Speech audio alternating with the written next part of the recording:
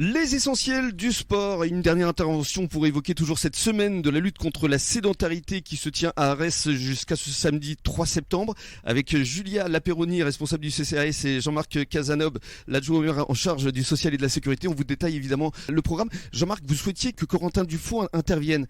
Pour quelle raison exactement ? Oui, parce qu'il est essentiel de comprendre que lorsqu'on a des équipements, lorsqu'une collectivité doit investir sur des équipements, la collectivité, elle seule, n'a pas les moyens de porter tous ces investissements.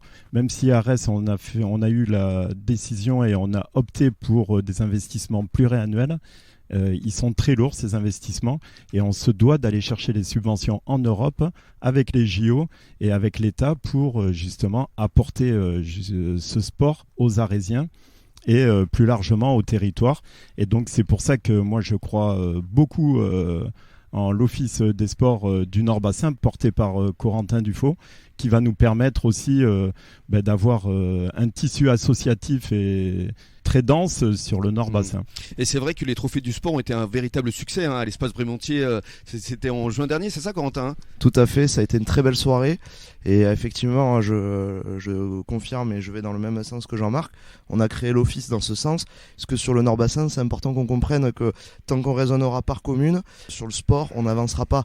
On a besoin d'investissements sur les infrastructures pour pouvoir développer la pratique, la rendre plus accessible, faire connaître aussi ce qui se passe, parce qu'il se passe beaucoup de choses, ça on l'avait vu au travers des trophées, et le mettre en valeur.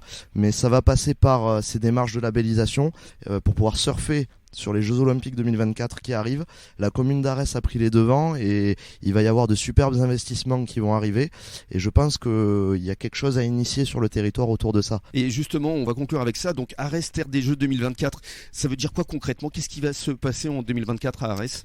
Déjà au niveau du social, donc on l'a vu avec Julia Laperoni, la directrice du CCAS. Nous, on se doit justement d'animer, d'avoir des actions sociales pour le grand public, pour que les JO ne soient pas uniquement accessibles à ceux qui sont justement des athlètes de haut niveau ou des sportifs de haut niveau. Il faut que les JO parlent à l'ensemble de la population.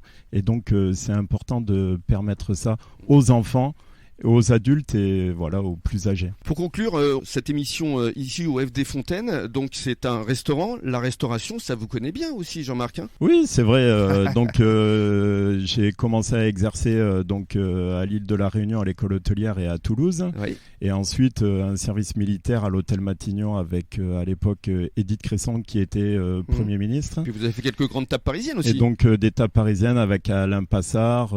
J'ai également travaillé chez Marc Vera, chez La Serre avec des chefs étoilés. Oui, bien sûr. Et vous étiez quoi, dans la cuisine ?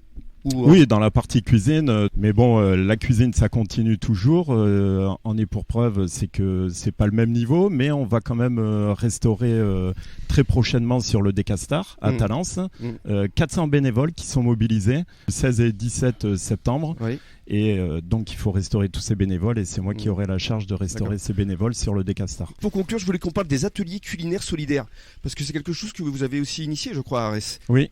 Donc ça, également avec le CCAS, donc avec les équipières Saint-Vincent et la banque alimentaire, où on a souhaité justement donner des petites ficelles et permettre à nos bénéficiaires, aux bénéficiaires de la banque alimentaire, de réaliser des petites recettes simples, goûteuses.